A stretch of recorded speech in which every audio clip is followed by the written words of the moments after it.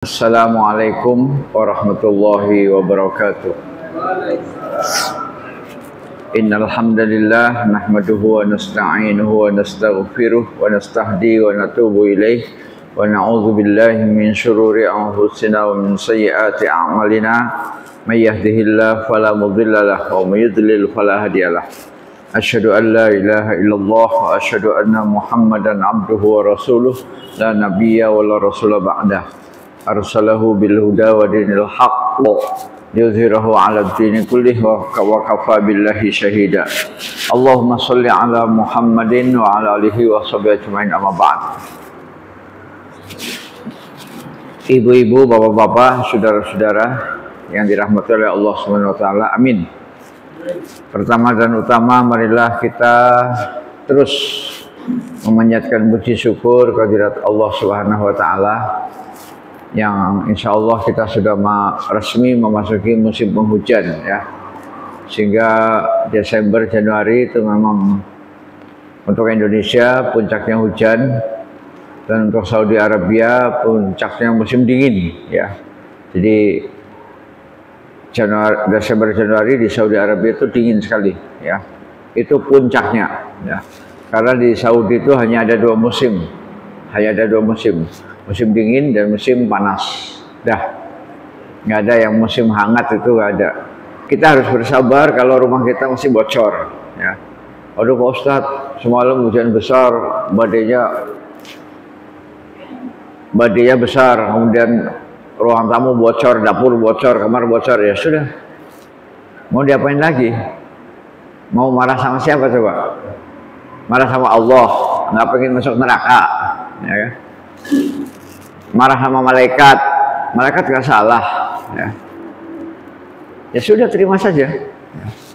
Tinggal kalau sudah terang begini, tinggal diselidiki kan, yang bocor sebelah mana. Penyebab bocor itu macam-macam, bisa karena saking besarnya angin, padahal genteng kita tidak pecah, ya, genteng kita bagus, ya, genteng kita tidak retak, tapi karena anginnya terlalu kencang sehingga angin itu masuk ke lubang-lubang kecil itu, ya.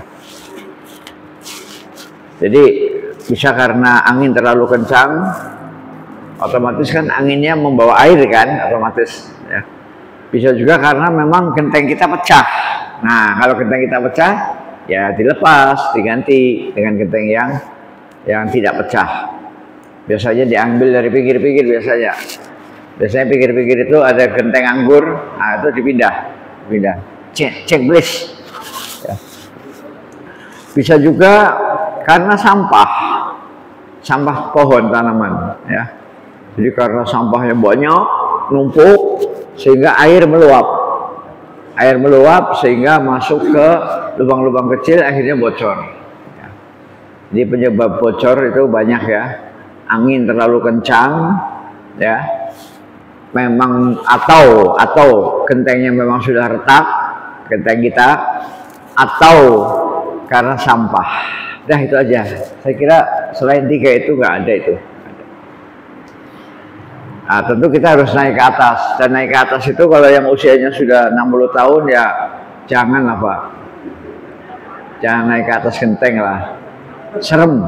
Ya, serem. Nyuruh yang muda-muda lah, yang masih di bawah 40, ya, supaya lebih safety, ya. Kalau yang tua-tua di atas 60 naik ke atas genteng itu boleh juga, tetapi resiko tinggi, ya, resiko kepleset, resiko licin, ya, karena kalau banyak hujan kan berarti banyak lumut kan, lumut itu dijak licin, Mbak, lumut licin. Jadi sebaiknya nyuruh yang muda-muda. Nah, kalau anak-anak muda disuruh tidak mau, maksudnya anak kandung, ya, anak kandung tidak mau disuruh, nah itu namanya anak durhaka, ya. Kalau anak durhaka itu, iya, anak durhaka itu hukumannya dari Allah itu kontan, ya, kontan instan di dunia, ya. Maka jangan jadi anak durhaka. Kalau kita disuruh orang tua, ya, segera. yang disuruh orang tua kandung. Kalau misalnya disuruh takmir, ya boleh juga lah. Tapi kan beda kalau yang nyuruh takmir dengan yang nyuruh orang tua kandung, status hukumnya beda. Kalau orang tua kandung wajib. Kalau dia melawan, dia durhaka. Apa tega membiarkan orang tuanya naik genteng sendirian, ya, dengan tangga yang sudah mau lapuk, ya. Walaupun tangganya bagus juga tetap bawahnya harus pegangin bawahnya, ya. Jangan mentang-mentang ada tangga kok, jangan. Tangga itu hanya alat, tetap harus ada 2 orang, satu di bawah megangin kaki tangga, satu naik. Sebab siapa tahu tangganya itu pleset, ya. Baik tangga yang begini maupun tangga yang begini, ya, bisa jadi pleset, bisa. Pokoknya segala musibah bisa terjadi kapan saja, ya. Oleh karena itulah maka kita antisipasi, ya. Kecuali terpaksa di rumah tidak ada siapa-siapa, anak di luar kota semua, ibunya nggak mungkin naik, ya sudah, kita yang usia tua kayak saya nggak apa-apa naik, ya. Itu namanya darurat. Kalau mati, insya Allah doakan mudah-mudahan mati syahid, ya. Baik Bapak Ibu sekalian, salawat dan salam tidak lupa kita panjatkan atau kita haturkan kepada Nabi besar Muhammad Sallallahu Alaihi Wasallam yang telah berjuang 23 tahun menyampaikan risalah ilahi, menyampaikan ajaran keselamatan, ajaran kedamaian, dan ajaran mendidik manusia bermartabat, ya. Sehingga dengan kalimat la ilaha illallah, dengan kalimat Muhammad Rasulullah, maka kita memiliki iman yang kuat dan kemudian kita menjadi manusia-manusia yang hidupnya bermartabat, berakhlak, beradab, ya. Saya kadang-kadang sedih ada di suatu daerah di mana masyarakatnya sudah begitu rusak, ya. Nah, ini mari kita berpikir bersama, Pak. Mari kita berpikir bersama how to solve the problem, untuk memecahkan masalah-masalah seperti itu. Kemarin ada seseorang yang cerita kepada saya, Pak, di belakang rumah saya itu gerombolan maling. Di belakang rumah saya, dan malingnya itu sudah 5 generasi. Bayangkan Pak, dari pertama, kemudian ilmu malingnya itu diturunkan ke anaknya, terus diturunkan lagi ke cucunya, diturunkan lagi ke cicitnya, ya, 5 generasi. Semuanya sudah punya ideologi maling. Pokoknya tahunya dia cari uang itu yang ambil barang orang, yaitu itulah cari uang, ya, ambil barang orang. Nah, adapun yang lain-lain itu sambilan, misalnya dia sambil judi, itu sambilan. Kemudian dia sambil ngelem, ya, narkoba, itu sambilan. Tapi intinya adalah bahwa supaya saya bisa hidup, saya harus makan. Dan supaya saya makan, cuma satu jalan, ambil barang orang. Itu luar biasa, Pak. Jadi DNA-nya itu sudah lengkap, sudah menurun, ya. 5 generasi, nggak berubah, mindsetnya itu nggak berubah, sehingga pagi, sore, siang, malam itu yang dipikirkan maling. Sampai ada salah sebuah sekolah yang sudah dimaling, diambil apanya lah itu, ya, diambil sound system, kemudian proyektor, kemudian apalah itu satu lagi saya lupa. yang kemudian ketangkap basah dan akhirnya dipulangin, kemudian dipanggil polisi, kemudian disuruh rekonstruksi. Nah, jadi orang ini kagum, Pak, ingin tahu kenapa dia minta rekonstruksi. Dia ingin tahu bagaimana cara masuknya gitu loh. Masuknya itu tidak melalui pintu, masuknya melalui dinding tembok, ya, dinding tembok sebuah sekolah. Padahal di luar dinding tembok itu ada siring. Nah, pas di dinding tembok itu ada batas gini nih. Ginilah batas satu. Ini dinding tembok, ini batas satu. Bukan begini, bukan. Kalau begini mah enak ya. Kalau batasnya begini enak. Batasnya begini. Kemudian siring. Ternyata pada saat rekonstruksi itu luar biasa.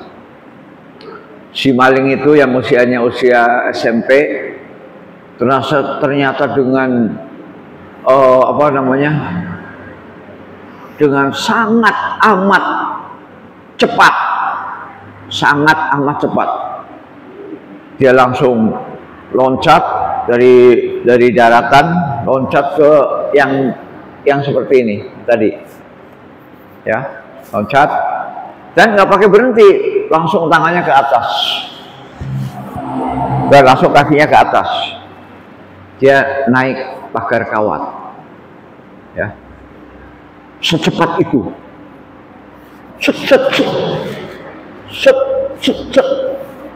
masuk.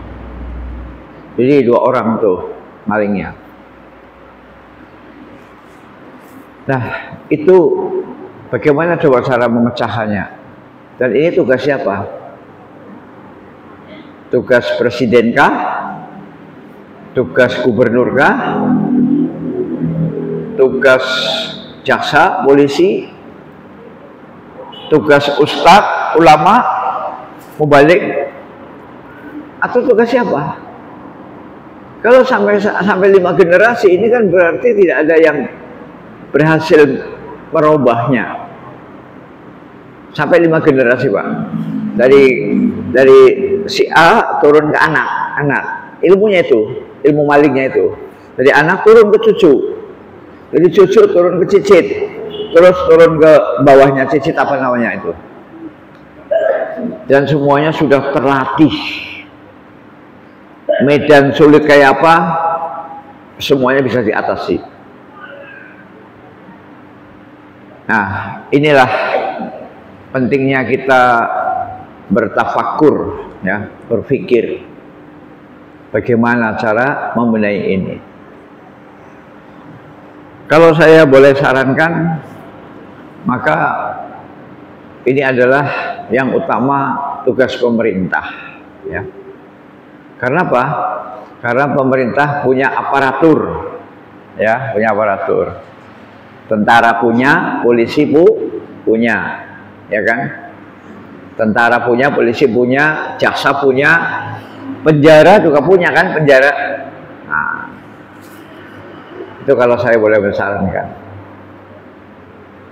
Jadi mulai dari RT lapor ke RW, RW lapor ke lurah, lurah lapor ke camat dan seterusnya. Kemudian bekerja sama dengan aparat untuk mengambil keluarga itu, kemudian dikarantina. Dikarantina itu ya semacam di apa ya? Diisolasi lah, diisolasi, kemudian ya dikurung lah, ya dikurung, kemudian diberikan ilmu, pengajian, diberikan ceramah, ya, sampai betul-betul punya kesadaran bahwa mengambil barang orang itu tidak boleh, haram, ya. Nah itu Pak, cerita dari seseorang, ya. Mudah-mudahan di Bandar Lampung tidak ada cerita ini, ya, amin.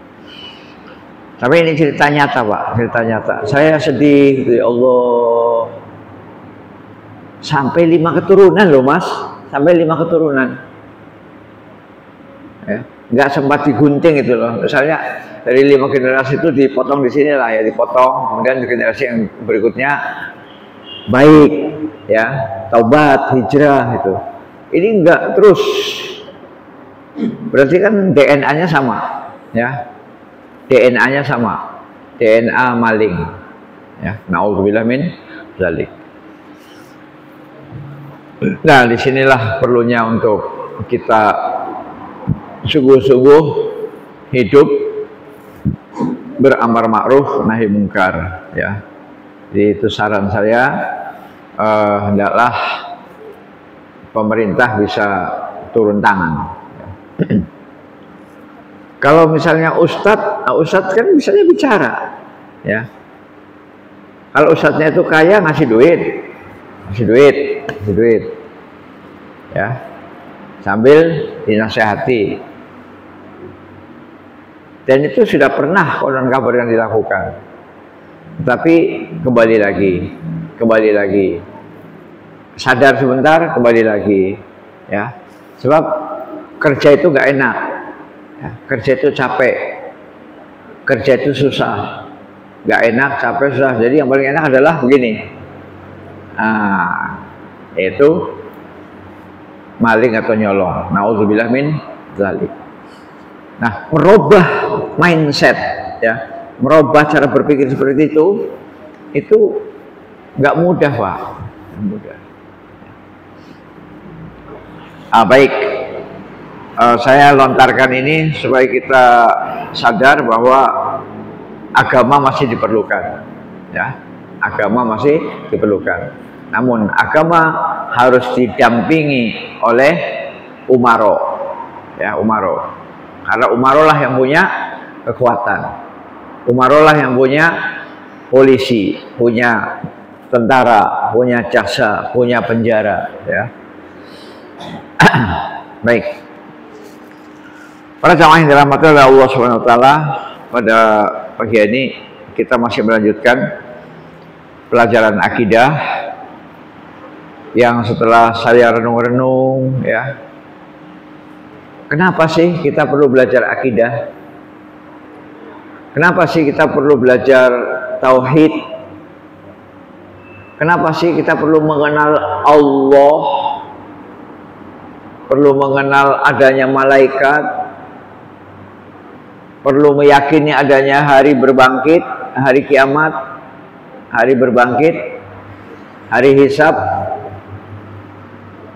Meyakini adanya surga dan neraka, ya. Sebab di YouTube ini, Pak, masih ada orang-orang yang nggak percaya surga dan neraka, masih banyak yang mengatakan bahwa surga dan neraka itu hanyalah halu. Apa itu halu? Halusinasi. Jadi apa sih? Hayalan, ya. Tuh, naudzubillah min dzalik. Ini awas, hati-hati nih. Jangan salah buka TikTok, Pak, ya. Jangan salah buka TikTok, jangan salah buka YouTube. Kalau nanti ketemu yang menyatakan bahwa surga dan neraka itu hanya halu, dan Bapak percaya, maka detik itu Bapak sudah keluar dari Islam, sudah murtad. Apa resikonya murtad? Sudah tahu sendiri. A'udzubillahi minasyaitonirrajim. Wa may yabtaghi ghairal islami dina fala yuqbala minhu wa huwa fil akhirati minal khasirin, ya. Surat Al-Baqarah ayat apa, Al-Imran 85 kali, ya. Nah, nanti kalau ada Al-Quran pinjam, ya, Al-Quran pinjam, Mas. Pasin, Mas. Jadi barang siapa yang mencari agama selain Islam, wa may yabtaghi ghairal islami dina, ya, fala yuqbala minhu, maka tidak akan diterima Allah, ya. Ini yang menyatakan Allah dalam surat Al-Imran ayat 85, ya. Supaya kita semua paham bahwa ini bukan statement manusia. Ini ancaman untuk yang murtad, ya, untuk yang murtad. Ali Imran 85.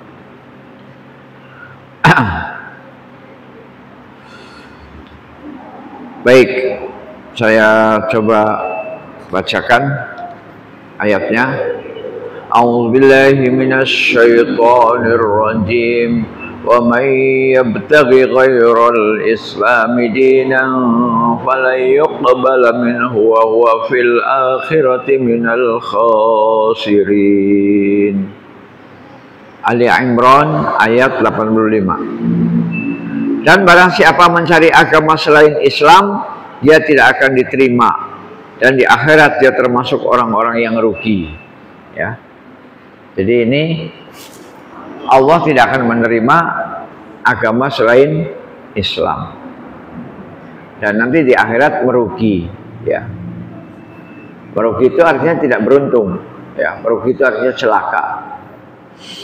Baik. Nah, jadi hati-hati dalam dunia medsos, jangan sampai sembarangan untuk membuka-buka yang isinya adalah merusak keimanan. Di antaranya salah satu yang merusak keimanan yang menyatakan bahwa surga dan neraka itu adalah halusinasi. Ya. Istilahnya semacam dongeng lah ya, semacam hayalan. Ya.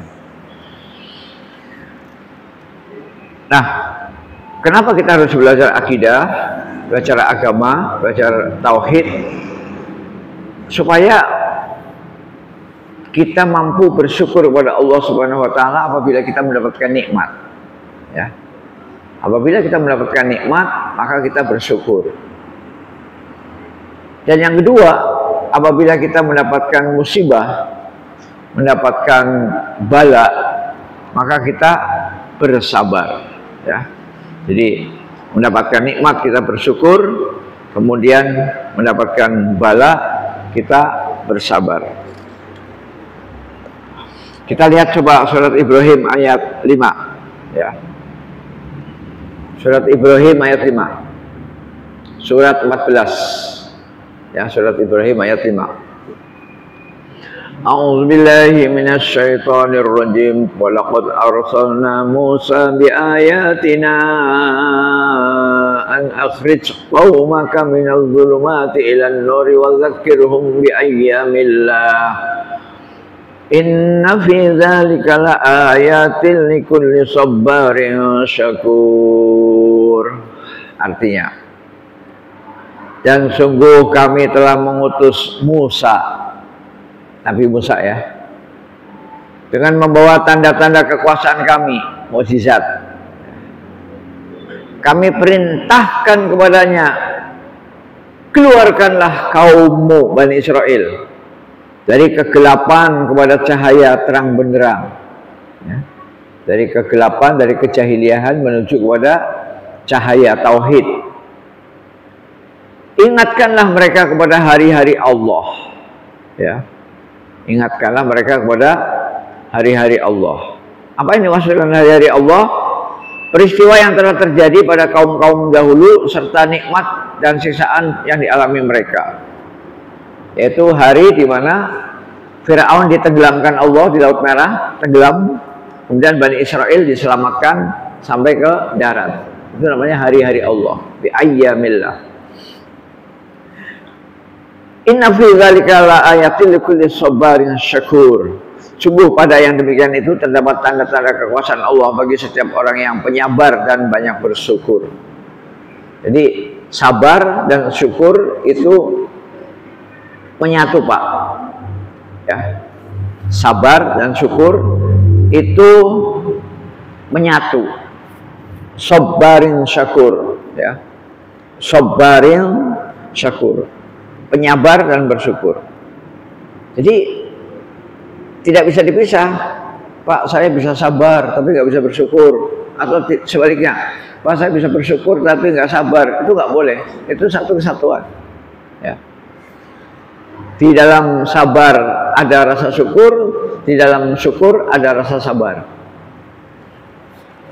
Unik, Pak ya? Unik. Tapi itulah Islam. Tidak boleh memisahkan sabar saja tapi nggak mau bersyukur, atau bersyukur saja tapi nggak sabar. Contoh, misalnya ada orang tertentu yang bilang, Pak, saya kalau sedekah saya siap Pak. Saya siap bersyukur kepada Allah karena saya kaya raya Pak. Uang saya mengalir, nggak pernah berhenti. Uang saya mengalir seperti air sungai itu, nggak pernah berhenti. Jadi saya bisa sedekah. Saya bisa ngasih uang, bisa bangun ini, bangun ini, bangun ini, bangun ini. Saya bisa infak sedekah sebanyak-banyaknya, saya bisa Pak. Itu bentuk rasa syukur saya kepada Allah. Karena saya telah dikaruniai uang yang tidak pernah berhenti. Tapi, ada tapinya. Tapi saya nggak bisa sabar Pak kalau sakit gigi. Saya nggak bisa sabar kalau saya kelaparan. Saya nggak bisa sabar kalau saya mintanya hujan, tahu-tahu kering. Mintanya kering, tahu-tahu hujan. Saya nggak bisa sabar. Saya langsung ngomel-ngomel. Hujan lagi, ya, ngomel. Nah itu nggak boleh. Hanya bisa bersyukur, tapi nggak bisa bersabar. Ya. Sehingga ketika kena sakit gigi, dia ngomel-ngomel, marah-marah. Ketika maunya hujan, tahu-tahu kemarau, marah. Ketika maunya kemarau tapi hujan, marah. Ketika dapat musibah, marah. Nah itu namanya dia bisa bersyukur tapi tidak bisa bersabar. Itu nggak boleh. Harus bisa semuanya. Karena kata Nabi Muhammad SAW, ajaban li amril mu'min. Sungguh ajaib sifat orang-orang beriman. Sungguh mengagumkan, sungguh menakjubkan orang-orang beriman. Semuanya baik bagi orang beriman. Semuanya baik. Kalau ditimpa musibah, dia bersabar. Kalau ditimpa rezeki, rahmat, dia bersyukur. Nah itulah. Jadi surat Ibrahim ayat 5 ini sesuai dengan sabda Nabi Muhammad SAW, ajaban di amril mukmin.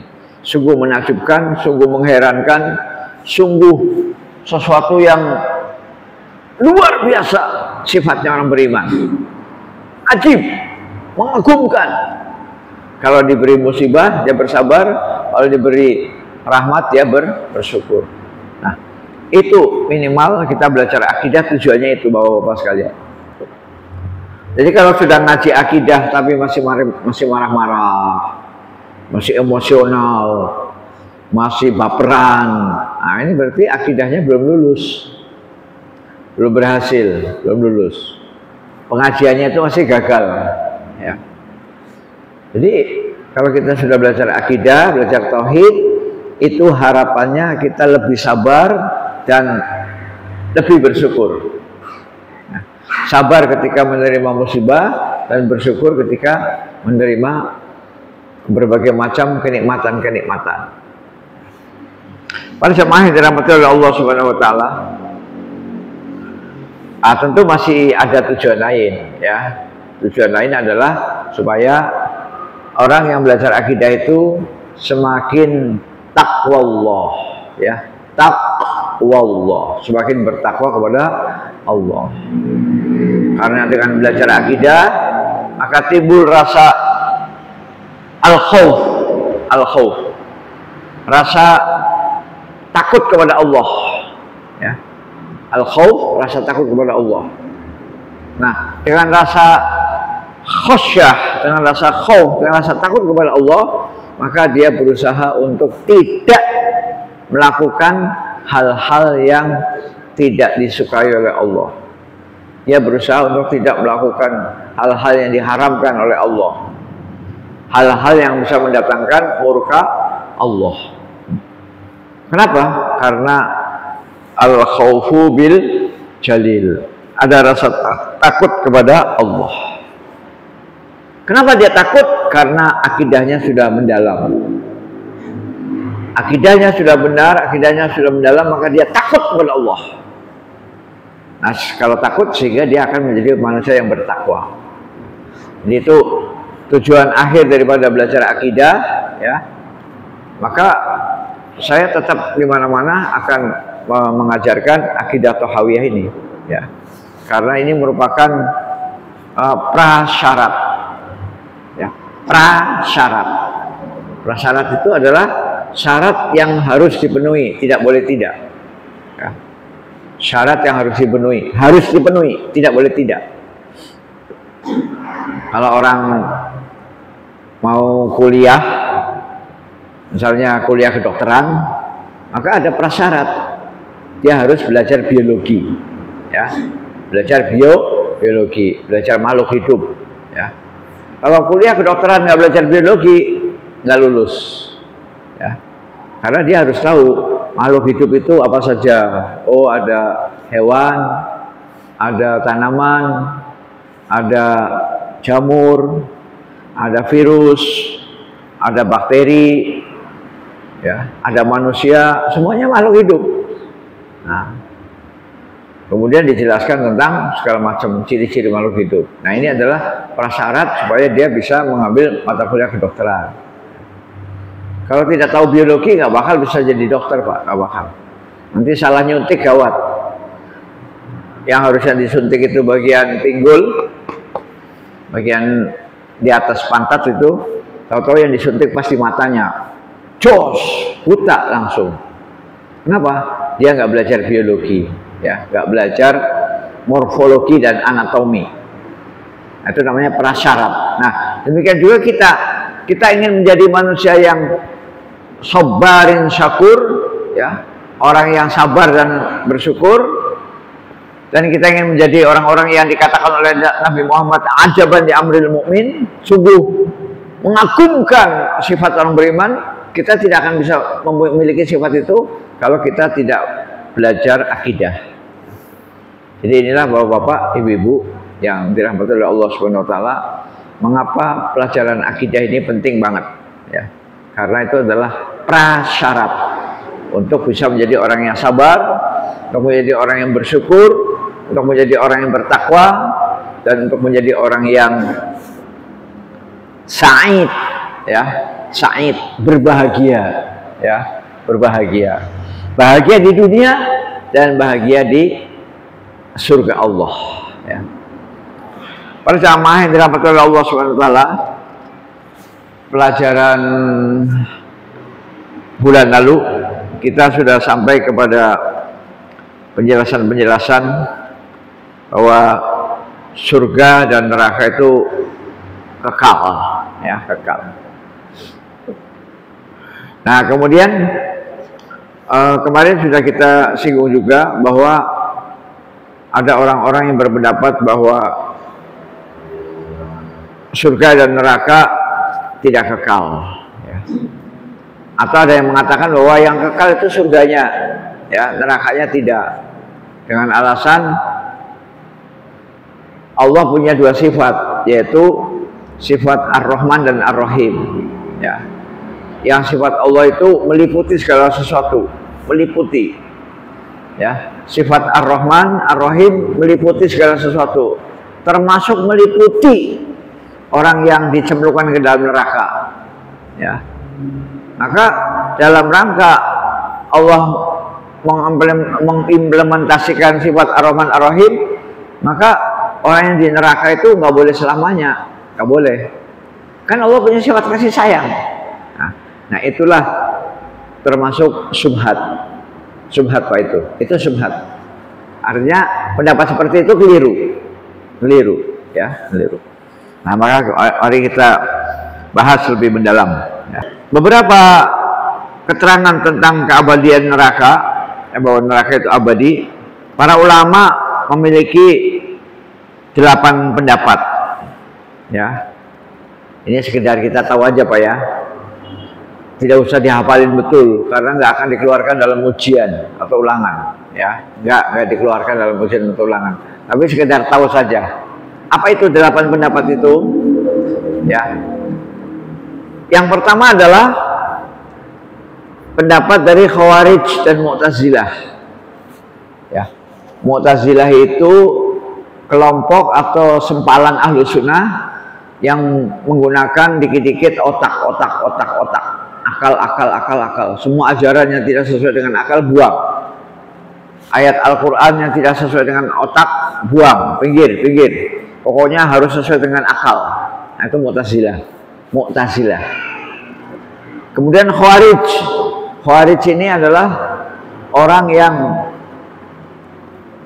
keluar dari pemerintahan Islam yang sah, keluar dia. Khawarij berasal dari kata khuruj, ya, khuruj. Dan Khawarij itu awal mulanya adalah sekte politik, kemudian berkembang menjadi sekte akidah. Biasa, Pak.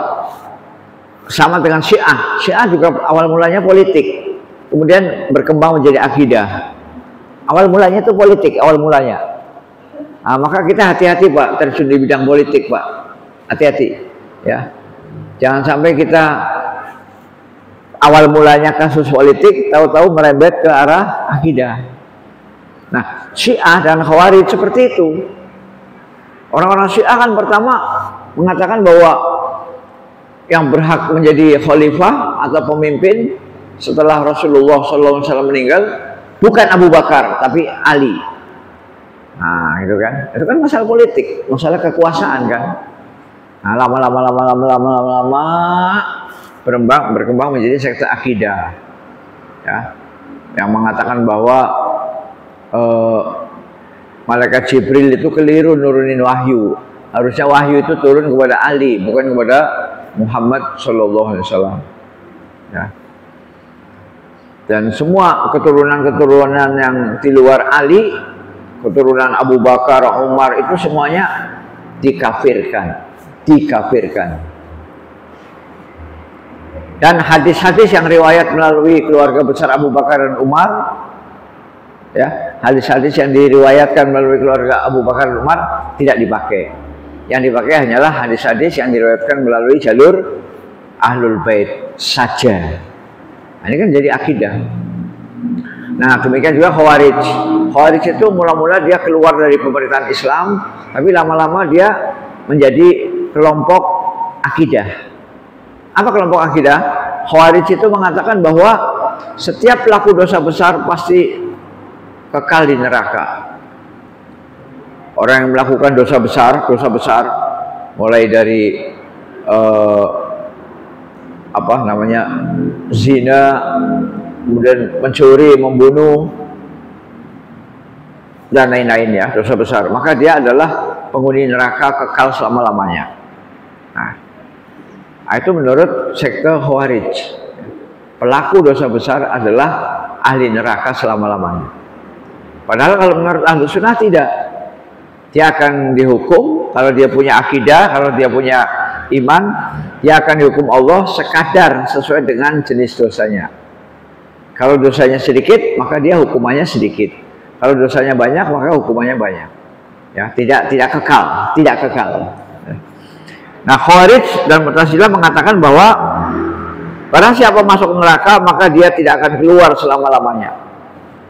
Siapapun yang kecemplung dalam neraka tidak akan keluar selama-lamanya. Ini bertentangan dengan akidah Ahlus Sunnah. Ahlus Sunnah menyatakan bahwa yang kekal di neraka itu adalah orang-orang yang murtad, yang kafir, yang musyrik, ya. Sedangkan orang-orang beriman yang berdosa, maka dia akan dihukum sesuai dengan kadar kesalahannya. Yang kedua, jadi itu yang pertama, Pak, ya. Khawarij dan Mu'tazilah berpendapat bahwa siapa yang masuk neraka maka dia tidak akan keluar selama-lamanya. Yang kedua, penduduknya disiksa di dalamnya, kemudian tabiat mereka berubah, dan yang tersisa adalah tabiat api, sehingga penduduknya merasa nikmat karena neraka sesuai dengan tabiat mereka. Ini adalah pendapat pemimpin aliran Wahdatul Wujud, Ibnu Arabi At-Ta'i. Jadi menurut Wahdatul Wujud ini penyatuan antara manusia dengan Allah, ya. Manusia dan Allah menyatu, ya. Manusia dengan Allah menyatu, sehingga kalau dia masuk neraka, maka nanti karena dia itu sudah menyatu dengan Allah, maka yang namanya Allah itu kan nggak bakal kepanasan di neraka, ya. Sehingga ya api, ya dia nggak bakal memanasi itu, nggak, ya. Jadi tabiatnya berubah, karakternya berubah. Tadinya panas terus simsalabim menjadi dingin. Nah, itu ya. Sehingga dia di neraka malah nikmat. Ya. Ya. Ini pendapat yang kedua dari Ibnu Arabi At-Ta'i. Ya. Ibnu Arabi At-Ta'i. Penduduknya disiksa di dalamnya, kemudian tabiat mereka berubah. Tabiat itu maksudnya karakternya itu loh Pak. Ya, yang tadinya kepanasan jadi nggak kepanasan. Kenapa?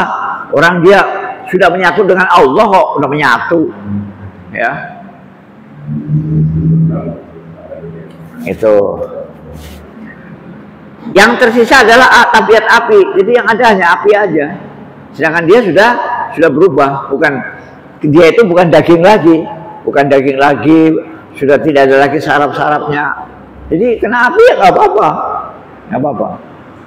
Yang kedua Pak ya.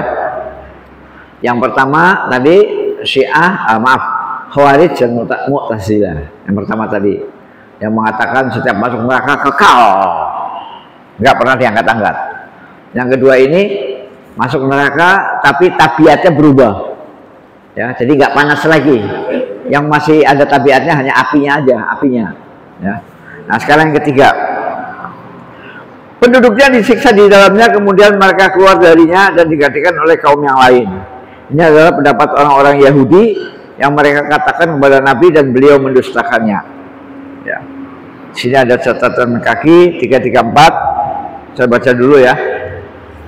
Diriwayatkan oleh Al-Bukhari dalam hadis nomor 3169 dan Ahmad 491 meriwayatkan dari hadis Abu Hurairah radhiyallahu an bahwa Nabi SAW bertanya kepada orang-orang Yahudi, "Man ahlun nar?"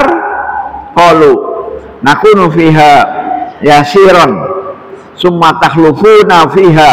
Faqala Nabi sallallahu alaihi wasallam, "Ikhsa'u fiha, wallahi la nakhlufukum fiha abada." Ya. Ini riwayat Bukhari Pak. Ini hadis Pak ya. Hadis riwayat Bukhari dan Imam Ahmad. Hadis riwayat Imam Bukhari dan Imam Ahmad. Nabi bertanya kepada orang Yahudi. Ya, artinya Nabi juga mau ngobrol sama orang Yahudi. Ya. Jadi kalau Pak Heri nanti suruh ngobrol sama orang Yahudi, mau nggak Pak Heri? Mau dong, jangan ngomong cici, jangan. Ngobrol aja. Ngobrol, masa ngobrol nggak mau, ya. Nabi ngobrol sama orang Yahudi, ya. Nabi itu ngobrol sama orang Yahudi. Apa kata Nabi? Siapa penduduk neraka? Ya. Mas, menurut Nabi ya, Nabi ngomong sama Nabi ngomong sama orang Yahudi. Mas, menurut sampean penduduk neraka itu siapa? Mereka menjawab, kami, tetapi tidak lama. Nah, ya. Jadi orang Yahudi itu menjawab, penduduk neraka itu siapa? Kami, tapi nggak lama. Nah. Kemudian kalian yang menggantikan kami. Nah, luar biasa. Jadi orang Yahudi itu jawabannya Masya Allah. Dia mengatakan penduduk neraka itu kami, tapi nggak lama. Habis itu digantikan oleh kamu. Astagfirullah. Nabi bersabda, hinalah kalian di dalamnya. Demi Allah, kami tidak akan pernah menggantikan kalian selamanya. Nah, jadi orang Yahudi itu jujur. Orang Yahudi jujur bahwa penghuni neraka itu dia. Ya. Itu dalam poin pertama itu oke ya, oke. Poin pertama oke. Ya, karena dia jujur. Mas Yahudi, siapa penghuni neraka? Kami. Nah, gitu ya. Berarti jujur kan? Nah, yang kedua itu yang blenyon, yang kedua. Ya, yang kedua yang blenyon, dia mengatakan, ya kami cuma sebentar kok. Habis itu kamu menggantikan saya. Nah itu yang nggak benar. Ya, disitulah kelihatan betul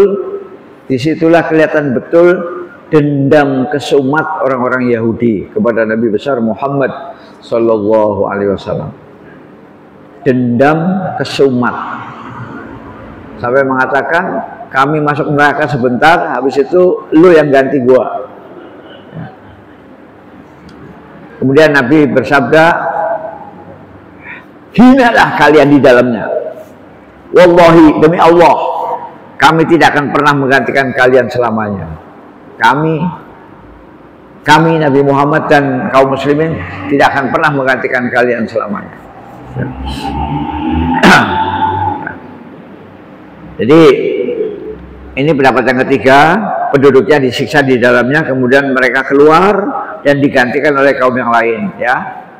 Yang lain.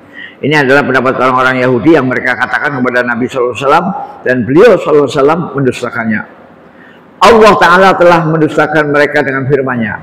Allah juga mendustakan. Ya. Allah Subhanahu Wa Ta'ala mendustakan statement orang Yahudi ini dalam firman-Nya surat Al-Baqarah 80-81. Al-Baqarah 80-81.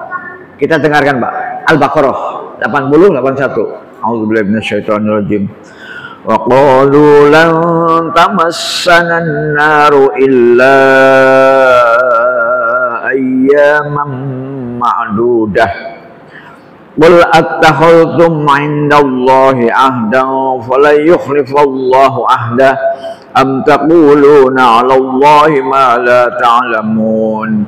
Bala man kasaba sayyi'atan wa ahatat bihi khati'atuhu fa ulaika ashabun nar hum fiha khalidun. Allahumma arhamna bil Quran. Shadaqallahul azim. Artinya Al-Baqarah 80-81. Ya.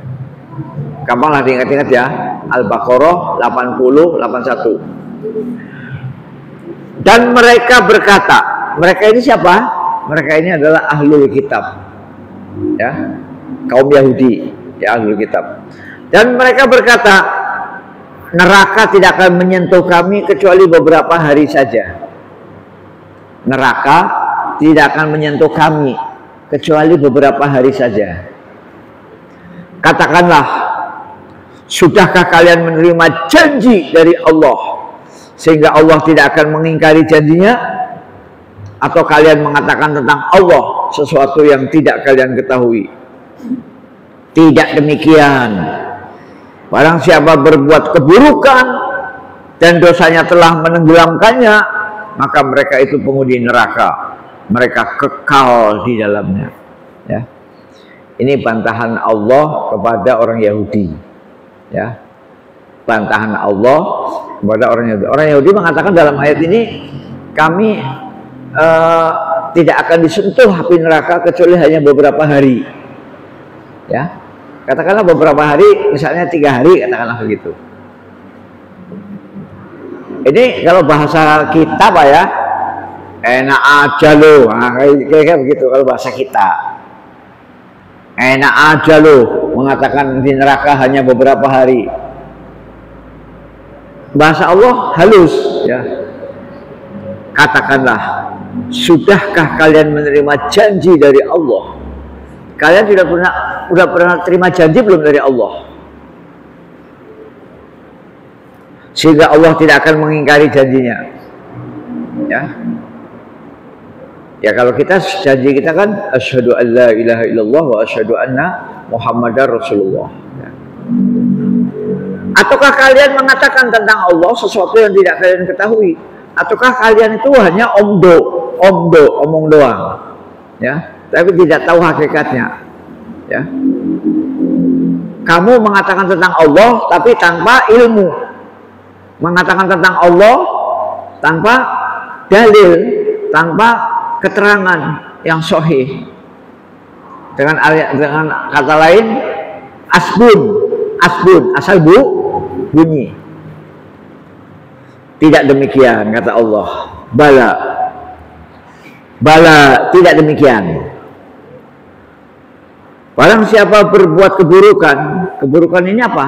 Keburukan ini ya kemusyrikan, kefasikan, ya, makan barang haram, menyembah berhala,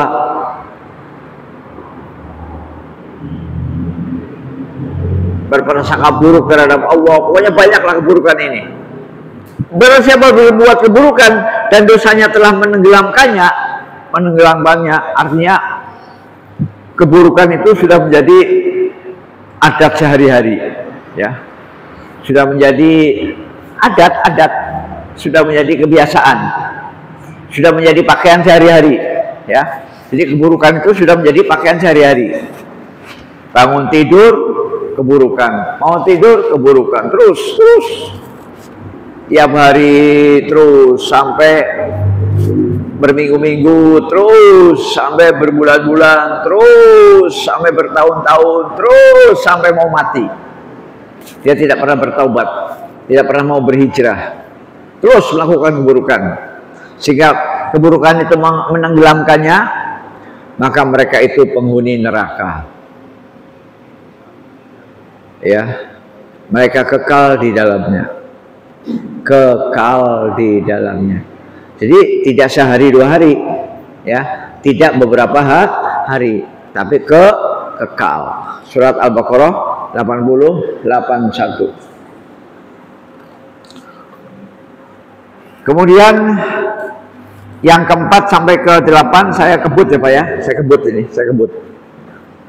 Jadi itu pendapat orang Yahudi Pak ya, yang ketiga ya, Yahudi ya, yang mengatakan bahwa ya kami masuk neraka cuma sebentar aja, habis itu diganti oleh kaum yang lain, yaitu kamu, ya. Yang keempat, penduduknya akan keluar darinya dan akan tetap seperti sedia kala, tapi tanpa penduduk. Nah, jadi pendapat yang keempat itu bahwa nanti ada orang masuk neraka, habis itu keluar, habis keluar nerakanya kosong. Nah, itu ya, jadi ada yang masuk neraka tapi nggak lama, ya mungkin ada yang seminggu, ada yang sebulan, ada yang setahun, habis itu keluar dia, istilahnya check out lah ya, check out dari hotel neraka, check out. Habis itu hotelnya kosong, nggak ada penghuninya, nerakanya kosong.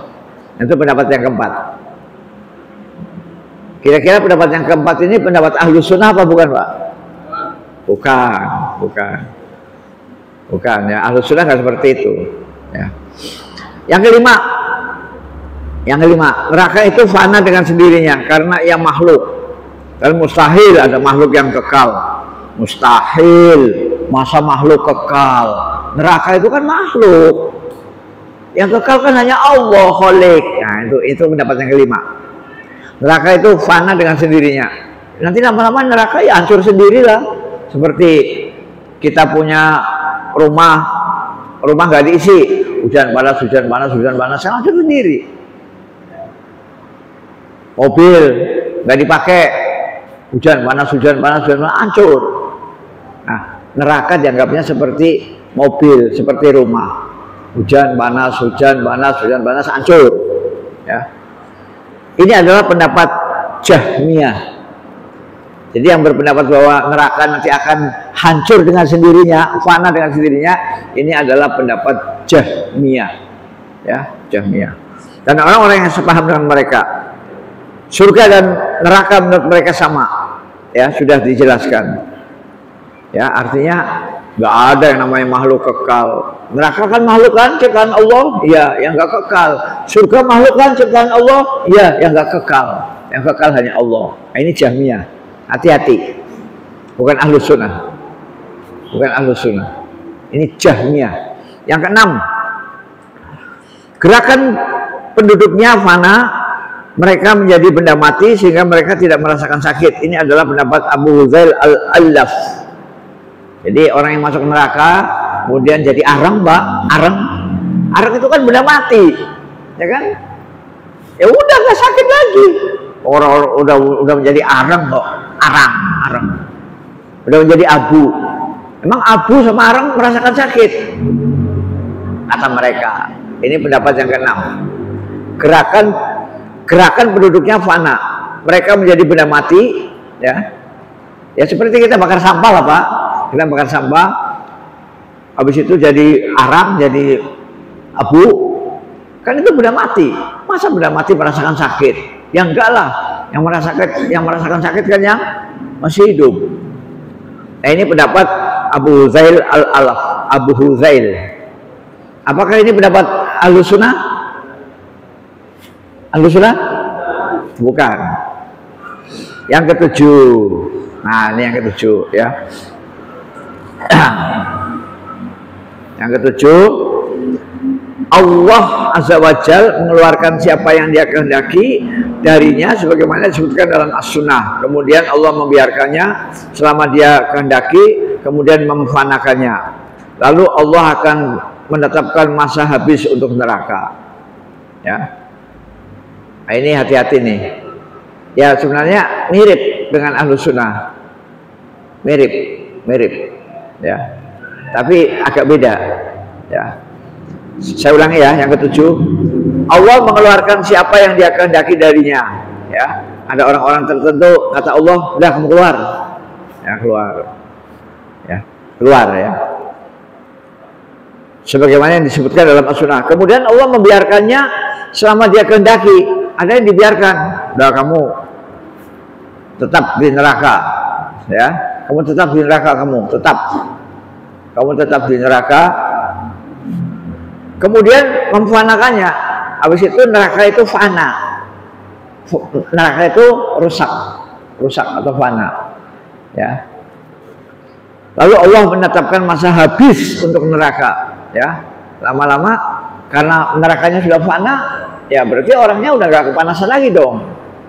Nerakanya sudah hancur, neraka, ya. Nah ini pendapat yang ketujuh ini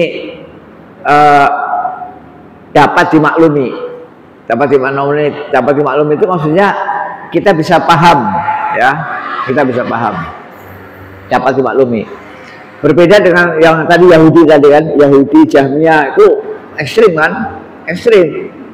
Yahudi Jahmiyah, Khawarij, Mu'tazilah, Wahdatul Wujud.